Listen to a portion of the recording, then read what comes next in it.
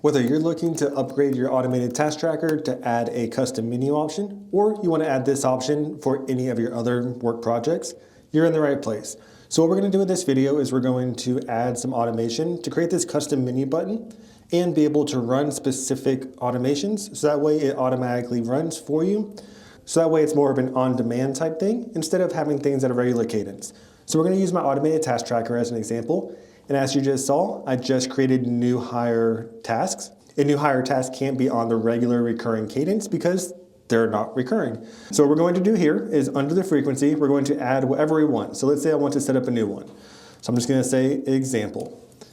Now, under my dropdown, we have this example, and I can put whatever I want. So I'll just say unplanned, we'll say test 2, not started, top, put equals today, open parentheses, close parentheses, +3. And let's say improve profitability. Okay, so we don't need the last added date because this is not going to be on an automated trigger. So we don't need to calculate the days since the last time it was ran.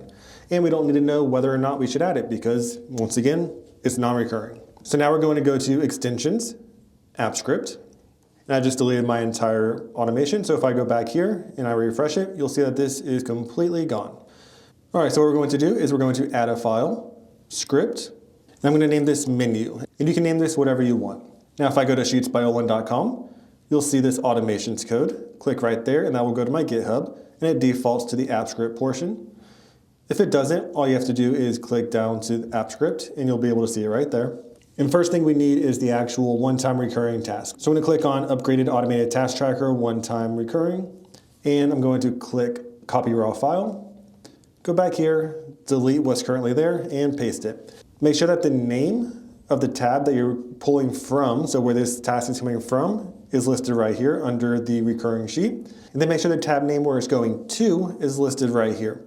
So for example, if I just had example instead of new hire, I would put example here instead of new hire. So whatever that trigger is that you want it to run on. And if you want to rename it, you can rename it right here. So once I save that, if I were to run this, you can see that we ran the automation and 4 more were added. Let's go ahead and clone this, and I also have a deactivate one. So I'm going to go right before function and go right below that last closed curly brace, copy it, go underneath and paste it. And this time I'm going to update it for deactivate. So instead of new hire, I'm going to say deactivate. Recurring list and task list are going to stay the same, but this time my trigger instead of new hire is going to be deactivate. And once again, this needs to match what you have right here. So if I go back to my recurring task, deactivate is the trigger. All right, so we have both of our functions that we want to have in our menu. So now we need to create the menu.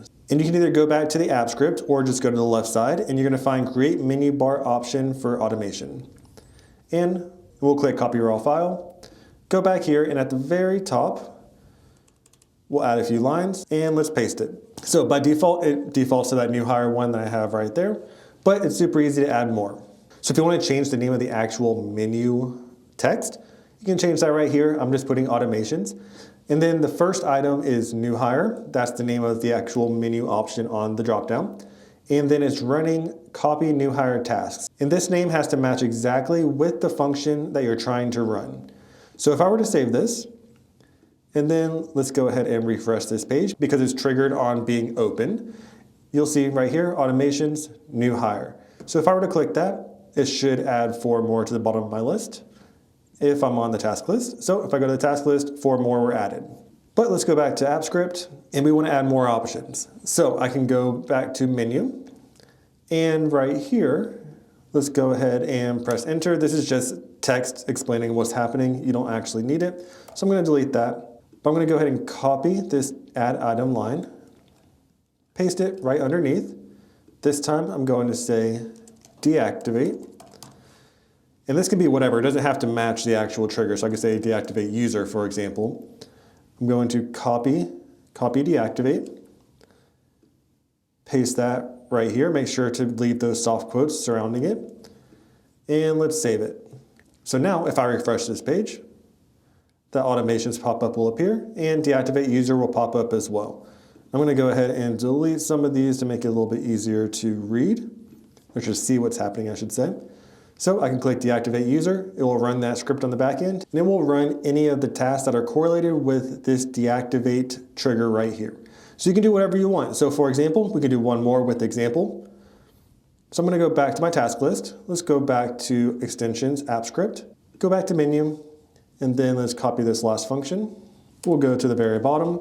I'm going to change this to copy example tasks. And it's best practice to have each word start with a uppercase letter. That's just kind of for coding to make it easier to read.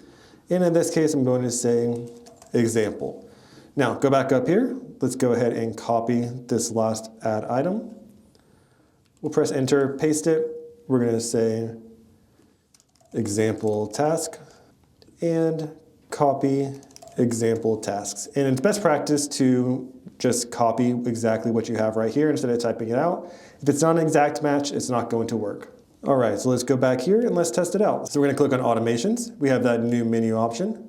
We're going to press start, and you can see right there, it populated just like it should. And like I said, this doesn't have to just be for recurring tasks. You can also create menu options to automatically sort or clear lists or whatever you want to do, as long as it's kind of not a on edit type of task, it should work. So once again, you can fully customize this to meet your exact position and your exact needs. I hope you found this tutorial helpful. If you haven't seen my video on recurring customizations for my automated task tracker, make sure to go check that out. Let me know if you have any questions and like and comment for more.